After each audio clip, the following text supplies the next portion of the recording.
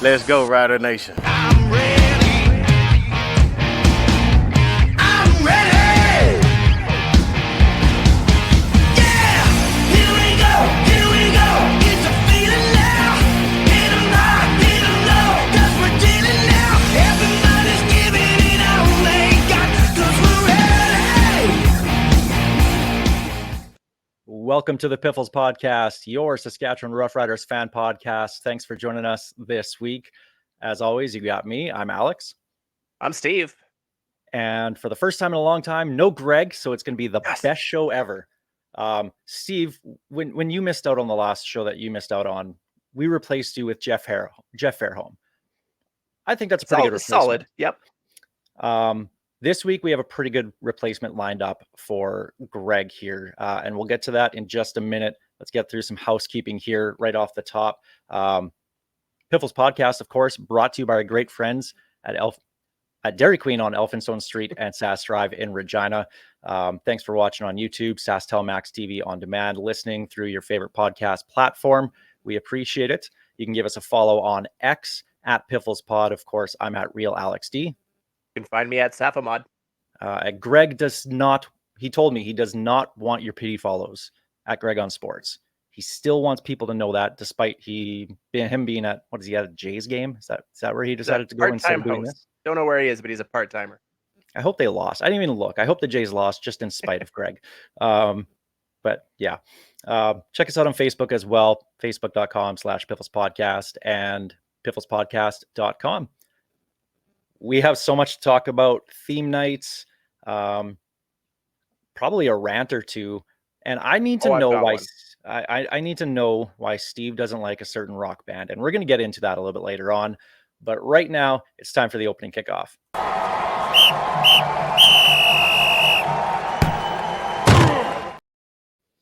All right. Well, joining us on the opening kickoff, Greg's replacement, and I'm excited to bring on right now the new voice of the Riders, Dave Thomas. Dave, thanks for joining us here on the Piffles podcast. Oh, it's my pleasure, gentlemen, and I'm no Jeff Fairholm. Well, we'll find out. He was pretty good. Honestly, either am I. So they keep trying to replace me with him. We'll let Jeff be the judge of that. He listens to the show, so we'll ask him in a couple days who's better. Fair enough. No pressure. Yeah, exactly. Well, first off, Dave, congratulations on being named the new voice of the Riders and the new role that you have. Has it sunk in now that people are calling you the voice of the Riders? No, but it still gives me a chill down my neck for sure. And just hearing other people say it is pretty cool. So no, it hasn't sunk in. It's beginning to get real quick. But yeah, no, it hasn't sunk in. Now, we know a lot of people in Saskatoon know Dave Thomas. You've been around the Rush. You've been around the Huskies, the Hilltops. Folks in Regina may not be as familiar. In a few short words or whatnot, who is Dave Thomas? Dave is a family guy. He's a husband, he's a father, and that's kind of where I get my start, and that's where the foundation of Dave is. But then from there, professionally, I've been privileged enough to be in broadcasting for 25 years. I started out in my small town radio station down in Weyburn, where I would go in late in the evening operating Toronto Blue Jays games, which meant that every time Jerry Howarth or Tom Cheek called for a commercial, I had to hit a button. And I was pretty good at hitting that one button because that was the only thing that I had to do during a Toronto Blue Jays game. From there, I spent the last couple of decades up in Saskatoon. It started out as just doing an afternoon show, which basically 2 months into my tenure, the legendary Les Lazaruk came up to me and he said, "Hey, I need a color guy. I hear you've done broadcasts." And I'm like, yeah, did some SJHL stuff with the Weyburn Red Wings. So little did I know that would lead to the next 10 years of my career, right to his right generally, and depending on the broadcast booth, but 400 games or so in the Western Hockey League. Then I had a chance to start broadcasting Saskatoon Hilltops games, which is kind of where I fell in love with football once again. As I'd played back in the day, I had no talent on the field for sure. So that's why it didn't last long.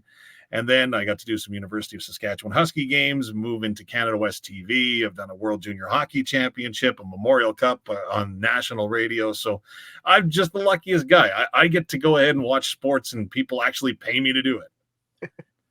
And you just can't shake off Justin Dunk.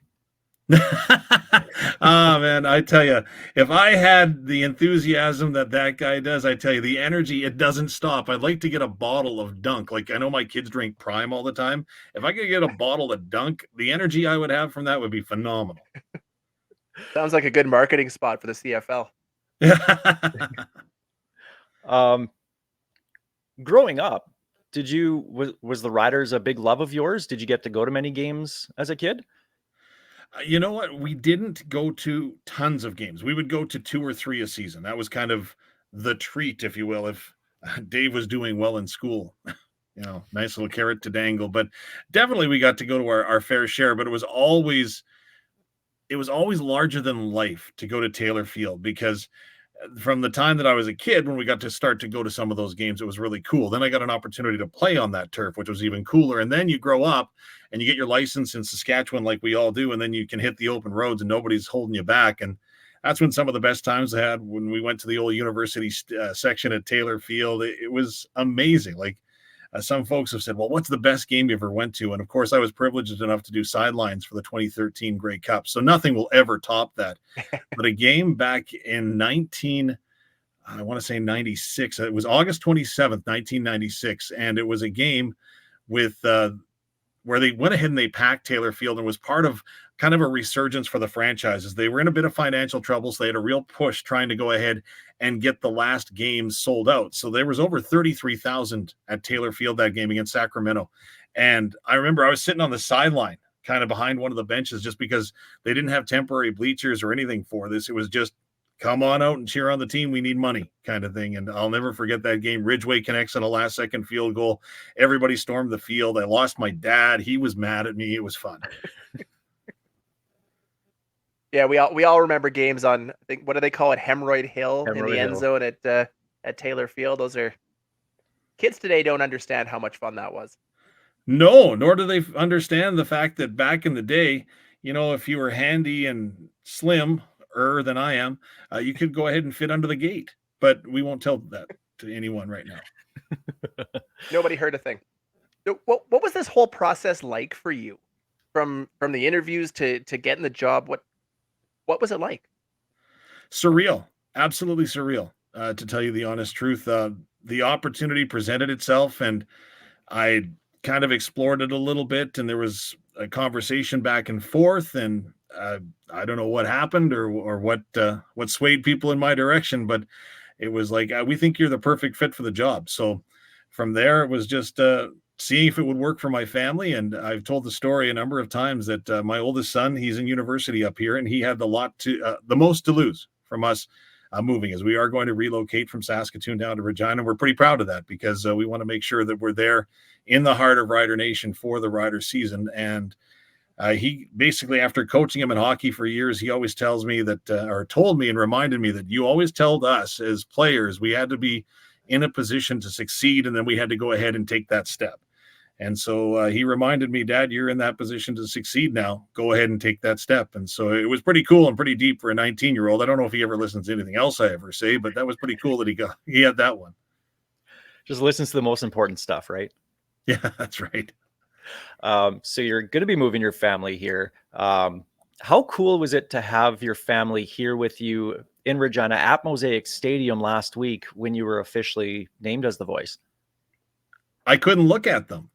I don't know if many people actually knew that or not, but I couldn't look at them because I'd get emotional just seeing the two of them there. My son went out and he bought himself some Rider gear in the store before he was coming in. He says, I'm not wearing enough green. So he went and he stopped at the store on the way into Mosaic Stadium to make sure that he was going to fit in okay. But it was very special. And it was a very kind of the staff with the Riders and Harvard Media, both allowing them to come down and see it firsthand. And like I said, I wouldn't have traded that for anything. It was an amazing day, and I'll never forget that. How hard was it to keep the secret? For me or them? No, in all honesty, I wanted to shout it from the rooftops as loud as I could, as proud as I was. And end of the day, it wasn't my news to tell.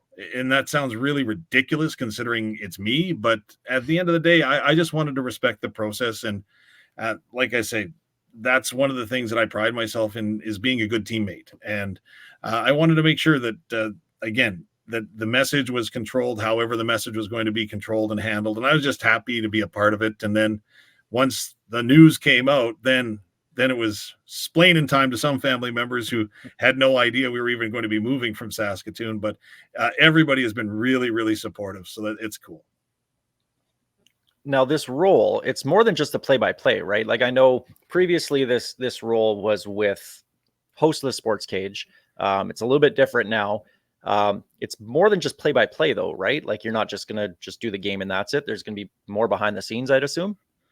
Absolutely. Yeah. I'm a sucker for my alarm clock going off at 3:30 in the morning. Like, believe that as crazy as it is. But yeah, no, I'm going to be taking care of some morning sports responsibilities across the Harvard Media Network. The all new sportscage.com is a real passion project. And the fact that we've got an opportunity to do something really, really special with that brand. And we're going to start pushing the limits on that a little bit and covering local sports in a brand new way. So I get an opportunity to be a part of that. And I think it's pretty cool that, like I say, yes, I'm a sucker for getting up at 3:30 in the morning, but I can stay up past 8 o'clock too.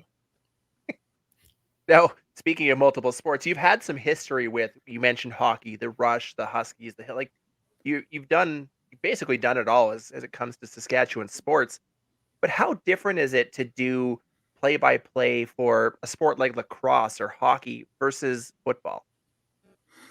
Lacrosse was definitely the hardest because I didn't have a great background in lacrosse. So I really had to go ahead and take a crash course in learning lacrosse. So from watching, I can't tell you how many games, to talking to as many people as I could, to people that have been broadcasting the game for a long time who are so kind to offer me the opportunity to pick their brain to learn more about the sport, but then also broadcasting the sport and how to do that. So it's an entirely different flow. Lacrosse, hockey, of course, I'd been around. That was where I kind of had started with hockey. And again, I enjoy doing hockey as well. But football to me is just an opportunity to truly tell a story, because while the pace is definitely there, the energy is definitely there. There's the pauses in between plays, and that's where you can get in depth with statistics, with storytelling, and so on and so forth. So, like I say, they're all very different sports, and you hit the nail on the head when you said I've been very fortunate to have the opportunity to do them. Now we mentioned Greg can't be here this week, and he wanted to ask you this, so I wrote this down and made sure that I need to specify that this is a Greg question. Okay. Your name, Dave Thomas, associated with some other Dave Thomases that we've become accustomed to. Do you ever go Office Space on people when they ask you, are you the burger guy or the guy from the Great White North? No, I've had it forever. It's funny because growing up in Weyburn, right? So we're in a small town, small community. Everybody's got a nickname. I never had a nickname associated with either, which was incredible. And I don't know if it's just because we lived in that sheltered world or what, but it really wasn't brought to my attention. Well, not brought to my attention, but it really wasn't pointed out as frequently as it is right now until I moved to Saskatoon. And then from there, it's like, okay, yeah, no. But hey, you know what? I've been called a lot worse in my life, so I'll go with that. So no hoser jokes, no take off nothing like that? No, but it's funny because there are a number of teachers that were almost fired in Weyburn back in the day, because every school has theme days, right? And so they decided that they were going to now picture this. They decided that at our elementary school they were going to have a hoser day. So what were the hosers known for? The cases of beer. So all these elementary school kids are bringing their dads empty cases of beer and they're yelling whatever. And like, can you imagine, like, whoever thought of that was a good idea, but truly almost lost their job. So not as funny as it is now, but probably. That's such a Weyburn thing. My grandma lives in Weyburn, and I can confirm that's a very, very Weyburn thing. Probably lots of all-you-can-eat chicken buffets for you, though, right? Oh, absolutely. They actually implemented that 3 years before I left. So yeah, it was a good thing. And again, on a starter introductory broadcast salary, like I tell you, we were asking for boxes to take leftovers if we could. Now, you've had a chance to meet new head coach Corey Mace. We've talked about a bunch on the show here. What's your take on him and the team in 2024 under his leadership? Genuine would be the first adjective that comes to Corey Mace when I've had the opportunity to meet him, hear him speak. A very genuine human being. And that is something that I think gives you instant credibility. And that's why I think that the free agent class that the Rough Riders were able to attract. Now, again, Jeremy O'Day, you got to give him credit, right? He did a job as the general manager. It's his job. But when you've got Corey Mace going ahead and talking about what he believes are his pillars to the foundation for the team and how he's going to build it, how he's going to grow it, what he hopes that the athletes are going to be able to bring to get the most out of them that they can, it's very inspiring. So I think that Coach Mace has got that instant credibility that he has. The coaching staff that he's brought in and surrounded himself with are good people. So I think this is going to be a really cool working relationship with high energy all over the place. Now, I grew up wanting to be a sports broadcaster, like most young boys here in Saskatchewan want to do. They want to be, you know, Bob Cole, Harry Neal, right? That's my generation growing up. Didn't pan out. I got stuck in radio for 10 years and again, you pressed that one button for in Weyburn. I pressed a couple buttons here in Regina. Who were your broadcasting heroes or role models growing up? Geez, there was a lot.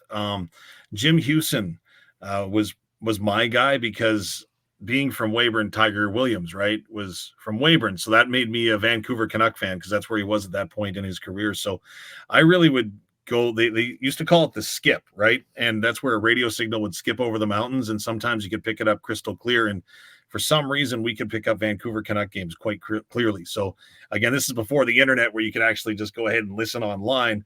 So Jim Hewson was one. I love listening to Bob Irving over in Winnipeg, Mark Steven in Calgary, who's been kind enough to reach out. Chris Cuthbert, I've had an opportunity to meet him on a few occasions, so he's terrific. And again, as far as analysis and analysts go, Glenn Suter, I wore this number 27 in high school because I wanted to be Glenn Suter. Now, I had a lot of interceptions, but I was a terrible athlete and I didn't listen to my coaches and was in the wrong spot all the time. So they were more fluke than anything. But Glenn Suter, he was on radio in Regina back when I was down in Weyburn still. And I just remember, like, this is the coolest. Like, it's an athlete that's doing radio. How cool and how much cooler can that get? So there's a lot of people that I have looked up to for sure, but those are just a couple of names anyways. Glenn Suter, did you ever have the mustache like Suter had? No. We tried, though. We tried it in grade 12 and it was a terrible disaster. Like, it was brutal. Like, it should not have happened. They actually, so to take the Suter story even further, so they thought, well, because I had great hands and I would have played receiver, except we went on a family vacation during offensive meetings during the summer camps. So I never got to go to the offensive meeting. So I didn't know the offense, so I could never play receiver. But they always talked about my hands. So they were going to have me hold just like Suter did. But I was too afraid because I didn't trust our kicker. He was going to kick my hand. So I'd always drop the football. So I didn't do that. And then my father was actually, he's English. So they thought, well, hey, you play soccer, you should kick. So I had an opportunity to kick one extra point when our kicker got hurt. And that's how rough it is in Weyburn when your kicker is getting hurt. So they had me come in to kick the extra point and I put it right off the back side of the center. And I never had an opportunity to kick again. Hard to follow that question up. I'm just picturing the kick and entertainment that must have followed. How about the sounds? That was even worse. The sound was way worse. I imagine you can just hear it every now and again as you look back on it. Yep. So you've got a day off from work. You're not, you know, family's around, family's not, what have you. But what's Dave Thomas doing in his downtime? You know what? I do a lot with minor hockey here in Saskatoon, and I'm hoping to have the opportunity to do that down in Regina a little bit. I do coach, and I really enjoy working with youth. So if I get that opportunity, I definitely would do that. I like golfing. I love camping. My family hates camping with me, but I love going camping and just going ahead and turning the phone off and being in solitude for a while. So those are kind of some of my passions, but usually it's following kids around somewhere where they're going. Are you a That I camper? understand. Are you a camper or a glamper? I don't bring a hairdresser or I don't bring a blow dryer or nothing like that. So no, it's not glamping with me. Like I cook everything on the fire. And if it can't be cooked on the fire, you're eating it raw. And if it's raining, better hope for some canned food.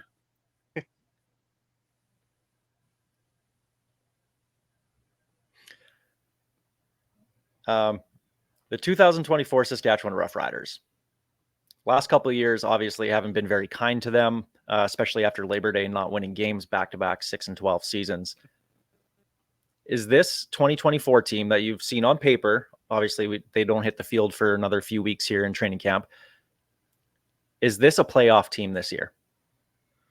Okay, I'll be blunt. I don't do predictions. I don't like doing predictions when it comes to win and losses, but I can tell you, for me, looking at this roster, and again, you can never predict injuries. You can never predict, for example, you're going to have at least one bad weather game. You could have a series of 3 bad weather games where all of a sudden you can't throw the football, right?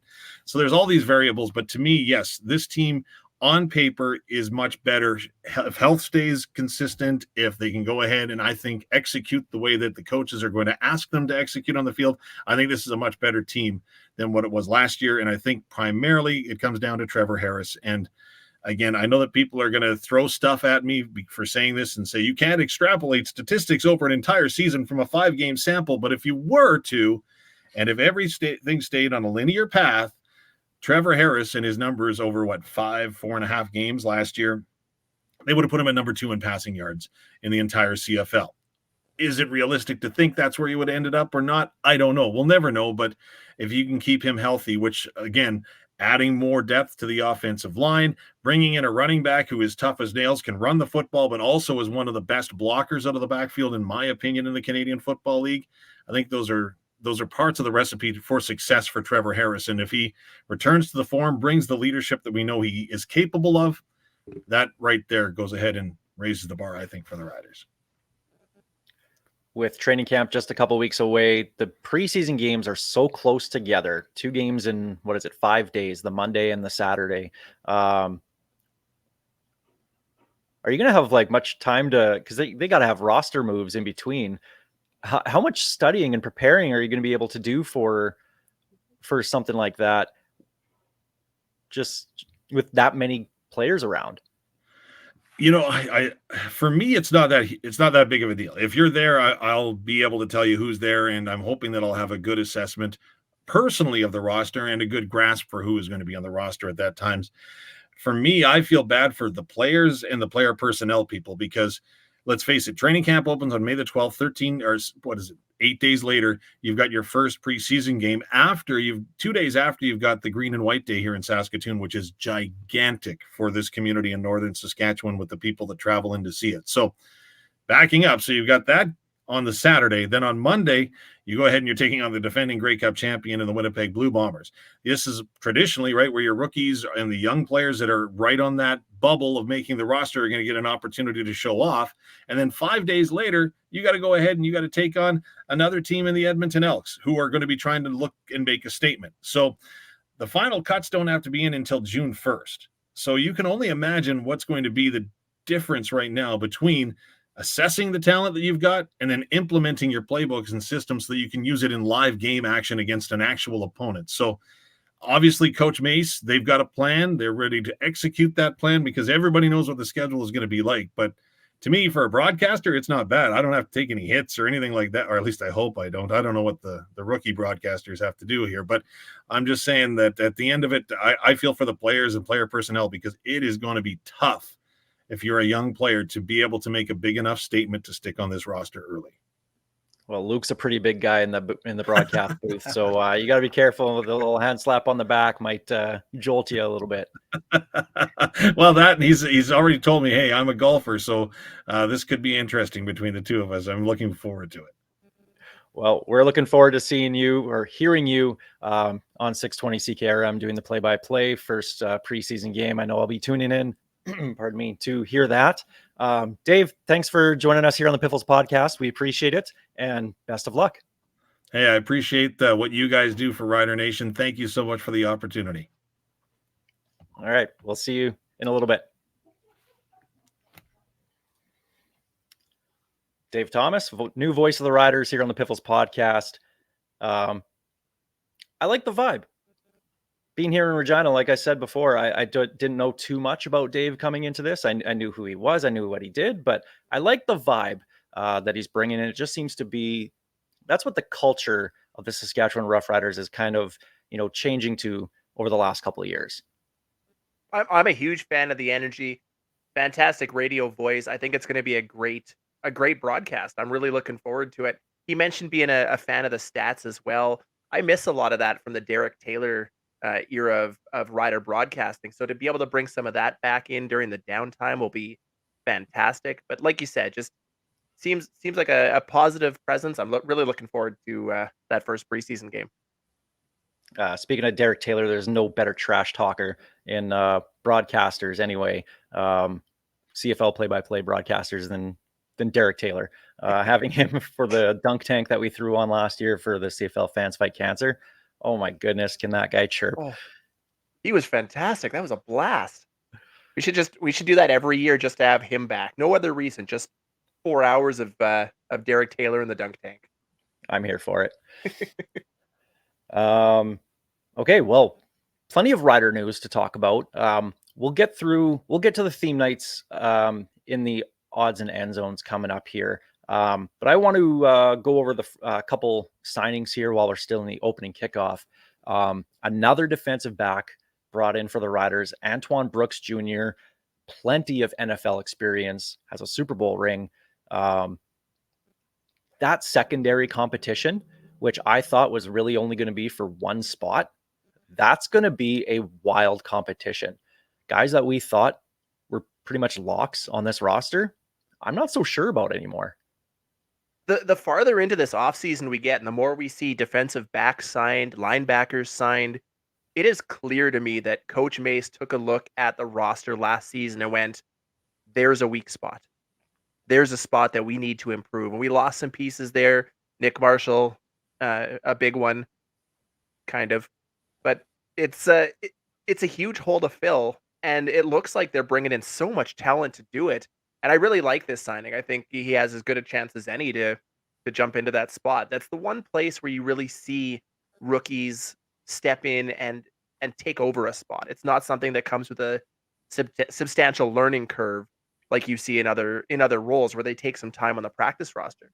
You know, we saw what's his name, Williams, Deontay Williams last year, basically just jump right into it. And that's the spot I'm going to be watching most of all when training camp kicks off, because there is going to be talent cut from that position. Another linebacker brought in as well, CJ Avery, comes from, I think he was the one from Louisville. And a running back, another American running back brought in, Mr. Kennedy Brooks. Our old wrestling fans they'll appreciate that reference. See, hopefully. You think of wrestling, I think of Tyler Kennedy now, because they used to do that with him whenever he scored a goal in Pittsburgh. So it's a good name, good talented name. That 09 Cup run with TK working the cycle with Stahl and Matt Cook. Oh my goodness, that was my favorite line. Man, I love that line.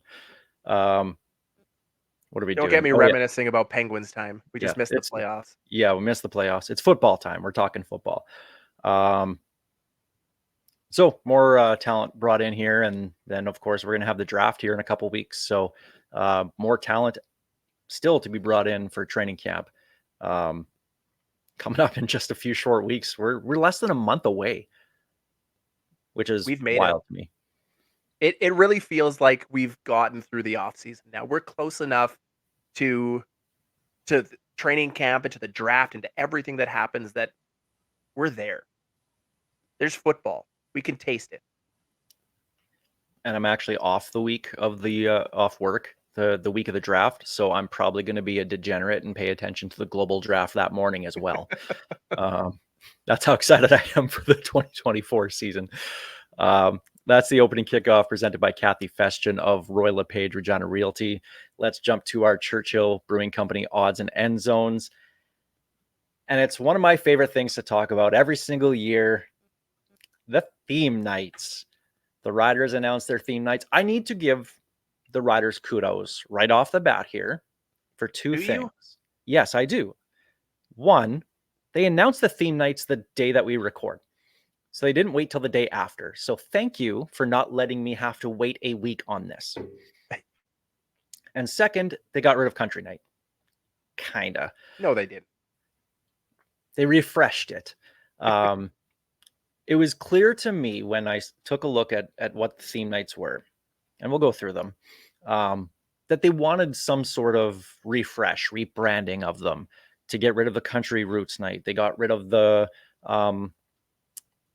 blackout night, the lights out game, which I actually Don't kind get of me like that. started on that.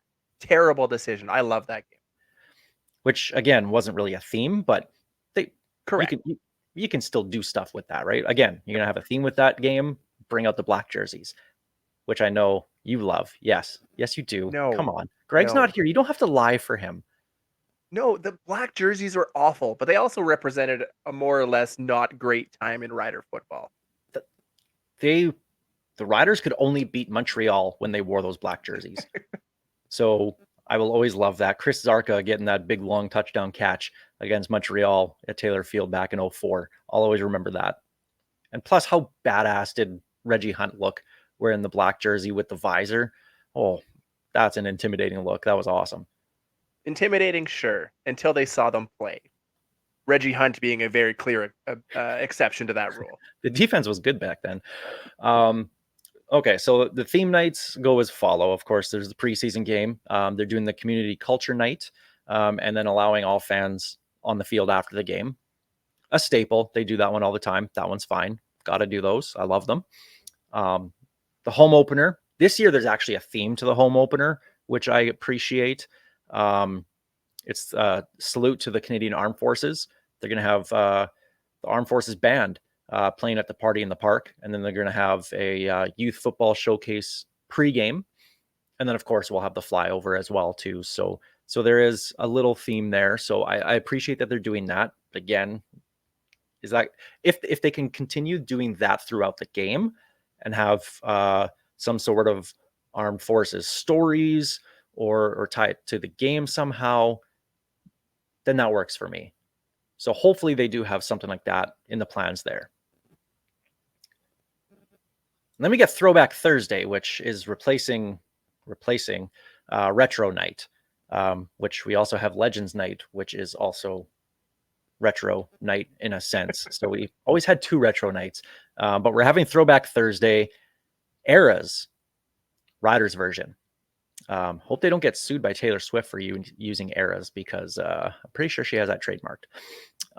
In fairness, Throwback Thursday is not a new theme. They had it last year as well. They recycled the same one, just different theme to the theme. And that one's against Toronto. They're going to have Men Without Shame performing at halftime. I like that they're bringing in some local bands to play. I like that they're doing that. I always want to support local music, so I'm always a big fan of that. That said, if you're going to have a throwback game, but still use a Taylor Swift reference in there, what are you doing? Because Taylor Swift is not a throwback. Okay, if you're going to go in and have the Eras Riders version, go all in. Have a Swifty game, a Swifty night. You want to talk about bringing in a new market? Look what she did for the NFL. Yeah. Even if you don't have, obviously, you're not getting her in the stands like she was for Travis Kelce, but you mention her name and say you're going to be playing her music through half the game. People will show up. Her fans are that crazy. Yes. Go all in. Do that. Have fun with it. That seems to be a lacking theme, is the having fun with it part. That's what they're missing. That's the theme that they constantly have, is no theme. So I wish they would do that. Obviously, the throwbacks, hopefully they're wearing the retro jerseys for that. But other than that, I don't know. We play classic rock all the time. I don't know what else they can do.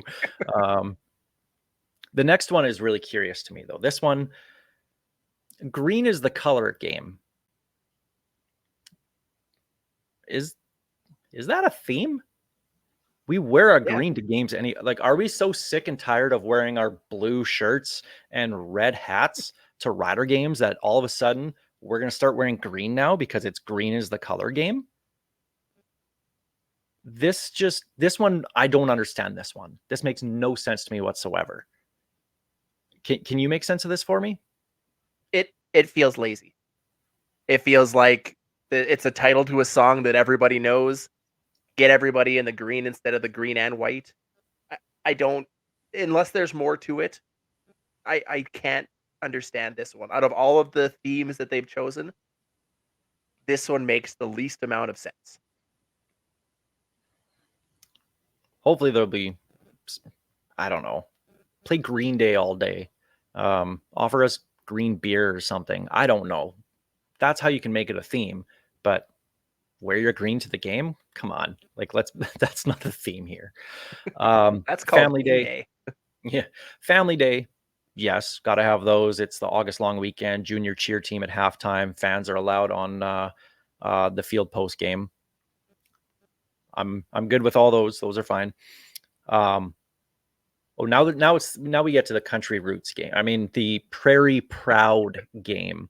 It's just a refresh Country Roots night is all it is. But what they're doing, and I'm glad they're doing this because this is what was fun about it last year. And I think it was against Ottawa last year. They're bringing the sheep back. And that was the star of halftime. And the release that they sent out saying they're bringing the sheep back for halftime, they're acknowledging it. They're having fun with it.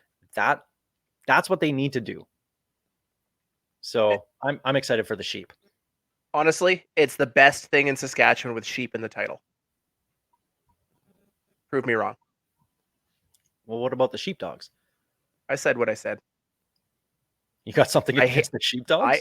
I don't think there's a band. I feel about the Sheepdogs how a lot of people feel about Nickelback. What? Cannot stand them. How can you Will not? actively What? turn them off if I hear them.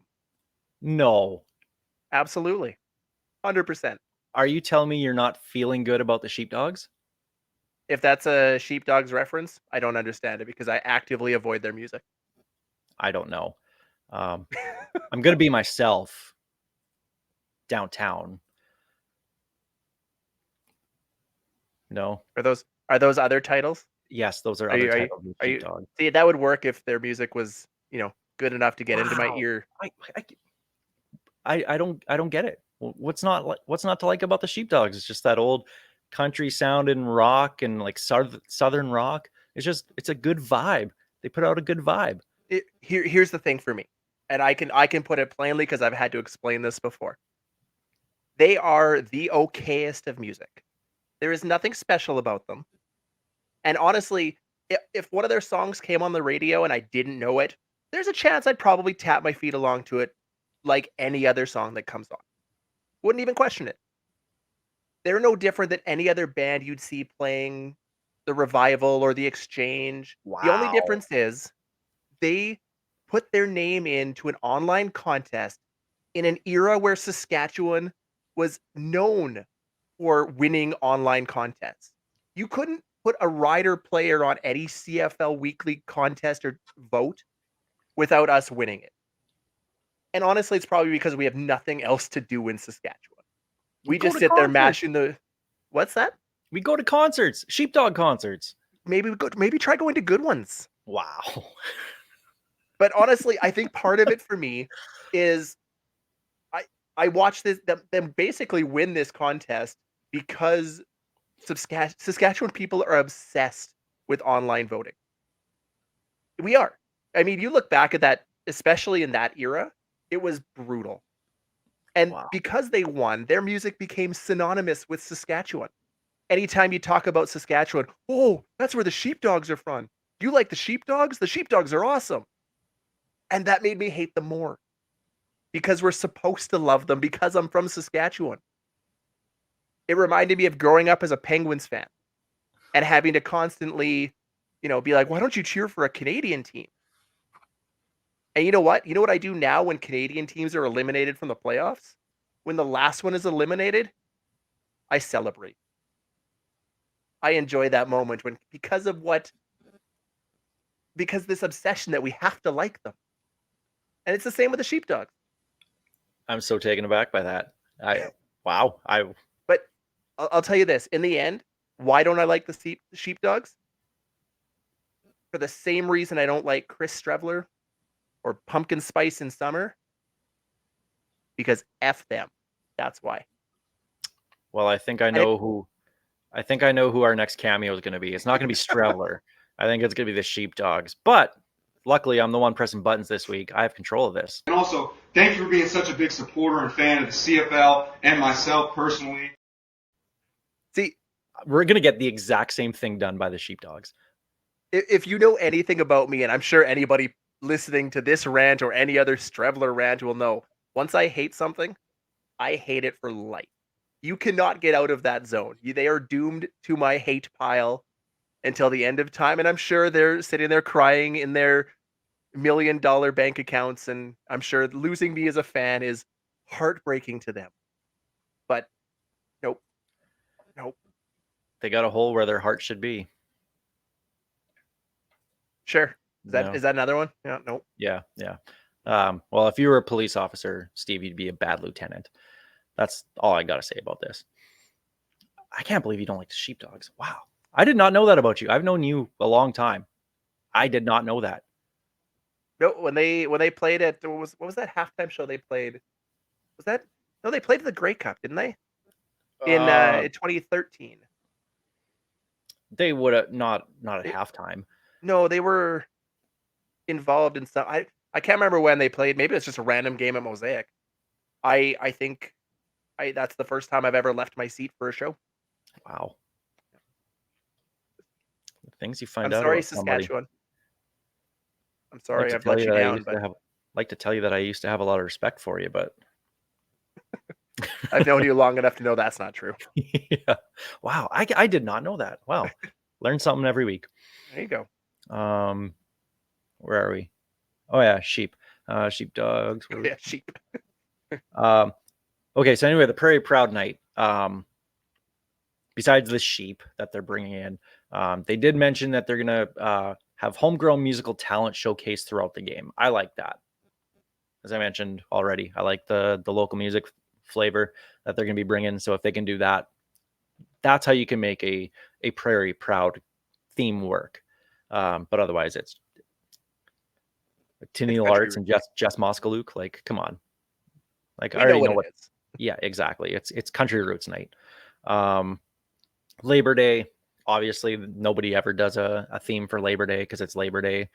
And I get that. You don't really need the theme to try and sell tickets to a game that's probably going to sell out anyway. So, but they're going to have Fog Dog playing. Do you have anything against Fog or dogs, Steve? Nope.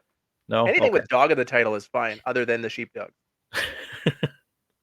Fog dogs are great. Sheepdogs are not. The Kiss Saskatchewan game 2 days before Truth and Reconciliation Day. So the timing on that is excellent and important to have those. So again, much like the community culture game night, got to have those. That's the one that, while it's not a theme, I'm glad they do it every year, because Yes, it's an important for Saskatchewan. It's an important conversation that we need to have year after year, and I love learning things on that day. And it's the one day you'll ever see me wearing any color other than green on Rider game day. You know, you rock those orange shirts. absolutely. Legends night, they're not going to change that. That's when they do the Plaza of Honor inductees at halftime. Durant this year, right? Better be just by himself. I'm curious though with the Legends night, because this is we asked Don Narcisse this, and he said they didn't ask him to come up. Are they going to do anything for the 35th anniversary of the '89 Grey Cup team? You're going to do a Legends night? You got to bring some of those guys in. Aldag and Poley live here. You'll probably get them. Probably bring in Suter. He's probably going to call that game for TSN, so you can bring him in. I want to see them bring in Jeff Fairholm, obviously. Huge touchdown in that game. But what about a guy like Mark Guy? Get a hold of the unsung heroes of that '89 team if you can, and bring those guys in. There's a guy that doesn't get enough love despite being such a key part of that '89 Grey Cup game. You hear him in passing, but you never hear guys go, you know, the Roger or the Aldags and the Narcissus and the Eldgards and the Mark Guy. But we don't win that Grey Cup without him. They don't. right? Those catches, both like second down catches too, to extend those drives, huge. Yep. Plus, So why don't we see a bunch more guy jerseys in the crowd? That just seems like such a good jersey to get. right. Just guy. I'm a And the fan.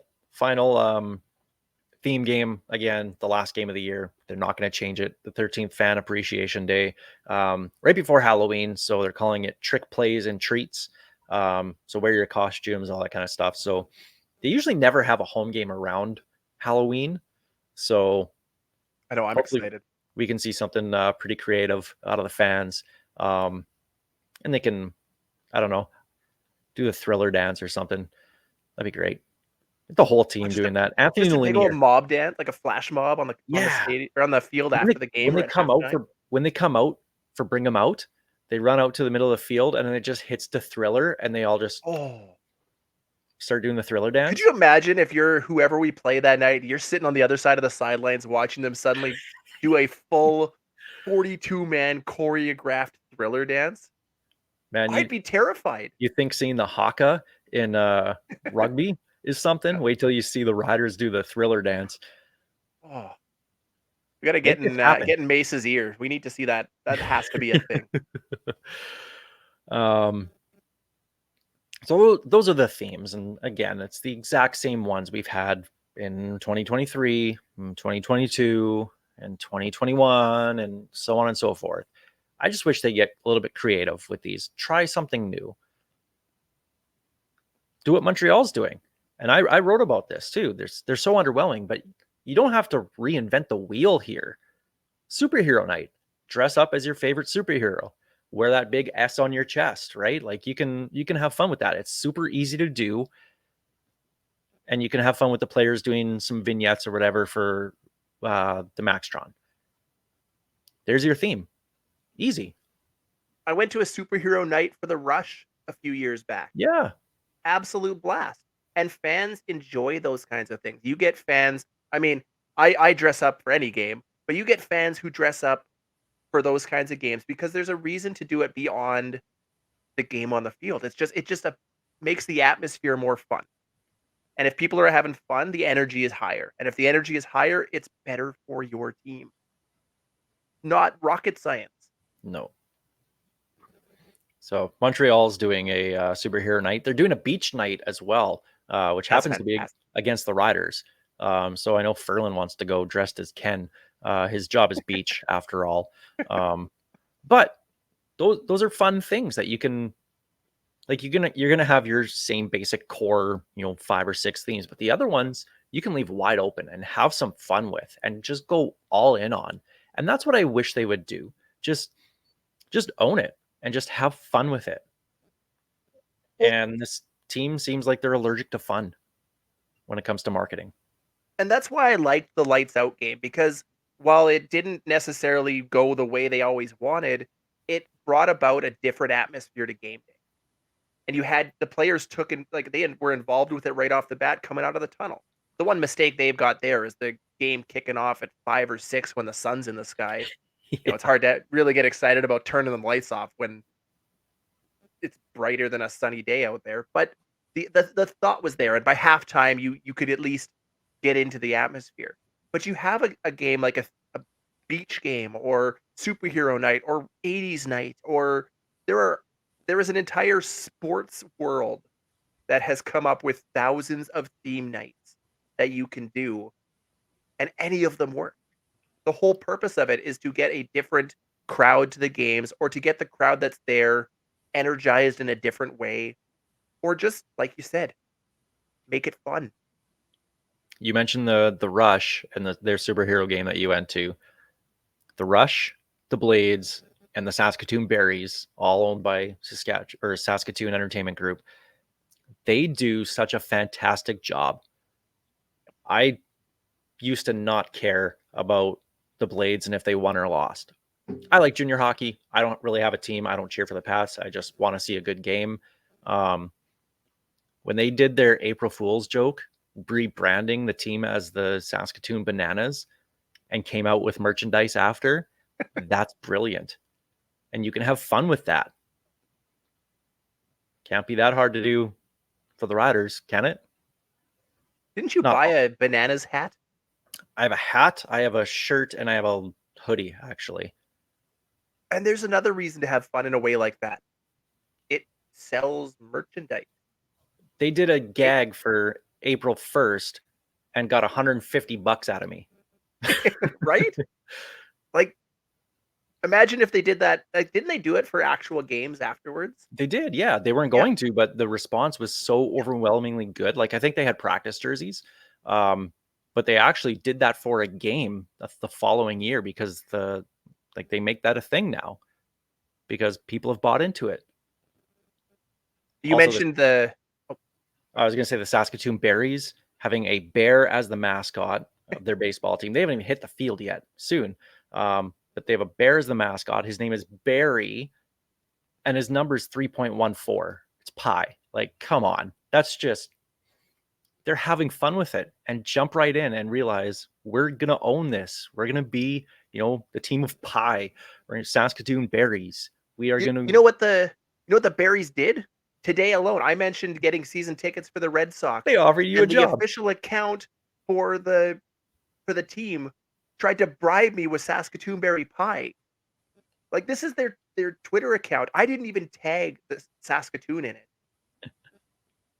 And they were immediately on that rivalry, and then they replied to the Red Sox saying, he didn't take a bribe. Good job. You got a good one. Like, I work scorekeeping for the Red Sox. I look forward to those games only because of what I've seen out of the Berries already. Sports is supposed to be entertainment. Yes, it's fun. And I get that it's also a business and that the riders, the on the field stuff is important. And absolutely it is. And winning will solve any problem that we have. Winning would do more than anything the team could do marketing wise. But you still need to do it. And we saw this as fans of the team through the 90s and the 2000s when this team almost went under. Under the Jim Hobson era, we saw them take a real look at how they market this team. And look what happened. Look where the team is now. Look what they're doing. They are now the flagship franchise of the CFL. And they've taken that kinda for giving it away. granted. And they've basically said, we can sit back and count the money now because we've done the work 10 years ago. Well, fans now don't care about what you did 10 years ago.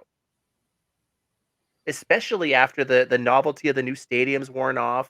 They haven't been great the last few years. You need to build it back. You need to do what Hobson did and get this team, make it fun again. Make it Saskatchewan. Let us enjoy it. But for the love of all things holy, come up with some new themes. Just one. I'll give me one next year. One actual theme. I bet you they do superhero. I bet you they do that next year. Do it. I'd love it. Superhero is a super easy one to do. Right? You will not. Everybody can find. You can go to Party City and have a superhero costume in 20 minutes. Yep. If you really wanted to dress up. Hell, a bunch of people probably just have them in their closets already. Yeah, exactly. You're looking for yours? Yeah. Yeah, I've got a few. Let's be honest. Good transition here, talking about the marketing, and just things going off the rails again for the riders. The rider tax strikes again. I'm scrolling on IG. Kids still say that IG. Is that what it is? Instagram. I don't The understand gram? what kids these days say nowadays. Yeah, I don't know. I think they're on TikTok now. I'm not. I watch reels 2 weeks later, like a real man. But I'm scrolling on Instagram and the Riders ad comes up for the Rider store. New stuff or new spring arrivals are here. Come check them out.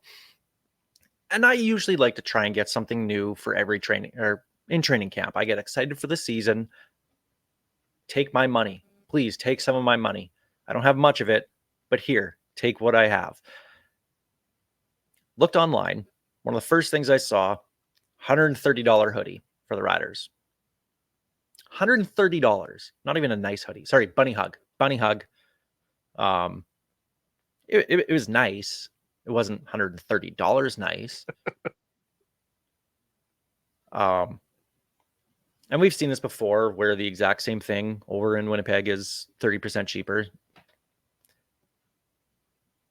I get it. The rider tax is a thing. We have to pay the privilege of being a fan, which is ridiculous. But I looked just for curiosity to see what the Bombers had. And yes, they also have $130 hoodies. But what they also have are different options, price point wise, not just a whole bunch of $100+ hoodies. They had one, it was a blue one, just had the ugly W, that upside down M, that really ugly logo, just a letter. But it was $50. More people can afford $50 than they can $130 for a hoodie. You have there's a market for the $130 hoodie. Don't get me wrong. People will spend that. That's fine. People also need to be able to have the option to buy a $50 hoodie. If that's all you can afford, you get that. Perfect. Doesn't make you any less of a fan. And we've talked about the marketing before. If you can only spend $5, but there's no $5 item, well, like, does the team not want your $5? Got to have something for everybody. Make it accessible for everyone to be a fan. And this team constantly gets away from that. And they've done some really good things over the last couple of years to try and get back into the community and make it more that Saskatchewan Roughrider feel like it used to be. And they've taken the steps. They're still not there yet. I think there's still a long way to go. But they got to have some $50 options for a sweater, not $50 for a t-shirt that puts a hole in there after one wash. Like, the quality isn't worth it. If something is worth the money, I don't mind paying for it. But I know that the quality that they have isn't worth it. So I ended up not buying anything. I want to give them some money. But And you're not alone in that. And people who walk into that store with money in their hands and walk out without something with the Rider logo on it because they can't justify the cost. And we've talked about the rider tax over and over and over again, and it seems to get worse year after year. I don't want to sit here and like rag on the marketing team. They have done great, and we have given them props recently for a lot of the things that they are doing. But that is one area where there is a clear space for improvement. And it doesn't mean you have to stop selling the jerseys and the $180 anythings or the big market items because they, like you said, there are still people who will pony up for it. But you need to feed the community as a whole. And you're throwing away money or potential money by not offering options for everybody. Because the guy who's going in there with $150 for a sweater is still going to buy the sweater if that's what he went in for. But the guy looking for that $20, jersey or something with the Rider logo on it is just going to leave with this $20. And I don't understand, we talked for years about you could sell anything with the Rider logo on it because you can. We've seen literally everything with a Rider logo slapped on it. Like there is literal kitchen plugs. Like we talked about the kitchen sink. There is everything with a Rider logo on it. And that's great. But it's not as prevalent as it used to be. no. Like they don't have those little baubles anymore, those little things that, with that logo that would sell for $10, $15, $20. Everything has gone up, up, up, up. They're leaving the middle class behind. Well, and it's not just a riders thing. I need to say that as well. It's a full pro sports thing that it's become an elitist event to be a pro sports fan. You got to have a lot of money, even if you just want to watch the game on TV and just be super, super casual. Hey, did the Riders win? Yeah. Awesome. Cool. Right. If you want to buy a $10 shirt, perfect. That's how you can support the team. If you want to go to the grocery store and get a $5 bag of all Dresslers, and that's how you can afford to support the team, or that's how you want to support the team, you should be able to do that. And you just can't anymore. And I wish we could get back to that way. Man, I miss the co-op options. Those were fun. The cereals, the Fantus flakes, Getzlaff. Durant had a cereal too. just looking back at we've talked about it last week, and we'll talk about it again and again. But that Jim Hobson era of marketing and Rider football was exactly where they need to go back to, Yes. where you couldn't walk 5 steps without somebody in green because they bought that $10 shirt because it was available. Yep. Okay, well, we got to move on here. I wanted to do the CFL player rankings where the players did their own power rankings. Maybe we'll save that for next week because there's a lot to unpack there. I think we can get through it pretty quick. I don't. Is there really that much to unpack? All right. Okay. Reggie Begelton, probably the most level-headed one out of them all here, goes BC, Winnipeg, Montreal, Toronto, Saskatchewan, Calgary, Hamilton, Edmonton, Ottawa. That sounds probably pretty close to how I would put the power rankings. DeVaris Daniels, Montreal at number 1. That's where I'm going to have them first power rankings anyway. They're the The champions. defending champs. Yeah, Number absolutely. 1. Then Toronto, BC, Winnipeg, Saskatchewan, Ottawa, Hamilton, Calgary, Edmonton. I'd still put Ottawa last, but the rest of them, okay, sure. Eugene Lewis, BC, sure. Edmonton at number 2. Then Winnipeg, Saskatchewan, Montreal, Calgary, Ottawa, Toronto at 8, and then Hamilton last. I don't know what's up with that. That whole list is what happens when you drink too much before you put pen to paper. None of that makes any sense other than BC, Winnipeg. That's it. The rest of it is just all flipped up. It's like he flipped them upside down and then gave him a little shake to get Hamilton to the bottom. Yeah. Like, I get putting your own team high up in the rankings. Oh, like James Butler? I don't know what yeah, well, New friend of the he's show, smart. James Butler, Yeah. right? Puts the Riders Always at liked number that guy. 1. Puts the Riders at number 1. I don't know how, but okay, sure.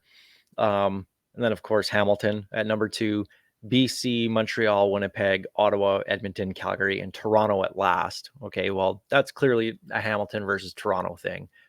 That's just to try and get people riled up, which is funny because I always say power rankings mean nothing, but yet they're the one thing that people constantly talk about throughout the season. You put my team should be 4, not number 5, and they'll absolutely rip into you for it. Like, guys, it means nothing. It really means nothing. But it's just weird to me that how different these are from these players. I love that the CFL did this. It's fun. It almost makes me like the players that went off the rails a little bit more. I have respect for Eugene Lewis now. I mean, I did before, but more because he just threw out the most ridiculous rankings, knowing full well the entire CFL community was going to see this. And you know if Edmonton is not in the top half of the standings, he's going to hear about it all year long. Oh, how many people bookmark that? Oh, and are just waiting for week 1 and for them to lose to the Riders and just to shove it in his face. right? Right. Like, I respect the players for throwing their names out there and having a little fun with it. This is the kind of stuff I want to see more of. I want to get to know these players. I want to see them having fun from a league level, not just the Riders and the team, but the league having a little bit of fun. These guys are marketable people. Well, and hopefully this is what the manager of player marketing that the league hired a couple months ago is doing. Get these guys out there, make them stars. Right? We want to love these guys. Fans want to get attached to players to have that connection with them and have that enjoyment of the experience. This is what does it. And we'll be honest here, and this will get into our last talking point. The league needs more faces. They'll need a new face of the league because the one that they've been trying to make work, and I ate crow on last year. Well, crow's coming back. Chad Kelly. Shut up, dude. For one, shut up, Chad Kelly. Stop. Just stop talking. Stop Log tweeting. out of Twitter. Yep. Not going well for him. So obviously had the lawsuit pending against him. It now includes new sexual harassment claims. Arash Madani of Sportsnet tweeted out, "My sources at the league office tell me that a number of staff voiced concern with how the commissioner and senior staff have handled the Kelly matter. In response, a dismissive, flippant memo was then sent internally. Subsequently, some female league office staff resigned." Now, I understand from a league perspective, you can't say anything. They hired their investigator. They're going to let the process play out, and then they'll comment on it once it's done. They have lawyers telling them to shut up. And legally, they're doing the right thing. The smart thing, I guess. The problem is the public view. Because them just not saying anything and still hyping this guy up, and or at least not coming down with some sort of sanctions or putting him on a suspended list or anything like that, is a bad look for the league. Even though they don't need to do anything, at least until this investigation is done and whatever ruling comes out of it comes out. It's still a bad look from the public perception. And they're just taking, and the Argos too are taking such a beating on this, rightfully so, because they weren't proactive in getting this out, and also just making the comment and then saying we'll have no further comment and just letting it be done. But Argos, CFL, rein in your face, player, rein them in, because I get it. You're gonna have a meltdown on Twitter. You're gonna have a meltdown on Twitter. That's fine. But this guy, he needs help. In my mind, he needs somebody to coach him through. Team psychiatrist, team psychologist, doesn't matter. He just needs to shut up and just go away for a little while until this process is done. I think the problem is like the things that he's tweeting almost they come out of nowhere. And They're they so just they make no sense. They're and it's he'll go through a stretch where it's blank, it's quiet, nothing happens, and then he'll do, crapping on CFL salaries. Okay, he's not necessarily wrong, but dude is also making over 600 grand a year. Not sure he's the one that wants to be talking about CFL salaries in that fashion. But then the other tweets, like what was it? I like them foreign. I like them foreign. Yeah. Who knows what he means? But there are clear perceptions to that kind of tweet. Yep. And it's just like, I get it. If it doesn't mean anything related to anything negative or anything with innuendo, then be more clear about what you're saying. Because right now you have a negative outlook. Like the league fans have a negative outlook on who you are and what you've done. And you're doing nothing to help that perception. You're making it worse. And he just needs to log out. I'm all for freedom of speech. I get it. I'm not telling him he has to do this. But for his own good, he needs to sit back and maybe not be on social media. Freedom of speech does not give you freedom from consequences. Oh, absolutely not. And people don't understand that. You are free to say what you want. Yeah. But there are actions, good or bad, based off that. He just needs to stop. He needs somebody close to him, a trusted friend, Uncle Jim, to sit down and be like, dude, stop. Just stop. Because in a month when training camp's open, what do you think that first question to him is going to be? The Argos generally don't get a lot of press in the national media. Training camp, especially if the Leafs are, well, that'll probably be done the first round, so the Leafs won't be in it. But the Jays are on, right? There'll be people at that first training camp day for the Argos, and that's going to be the question. It's all going to be about Chad Kelly.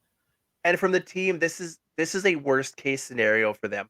They were, after the Grey Cup win and the success they had last season, there was a very clear rise to their attendance, to the perception of the team, everything positive was going, everything was going Toronto's way.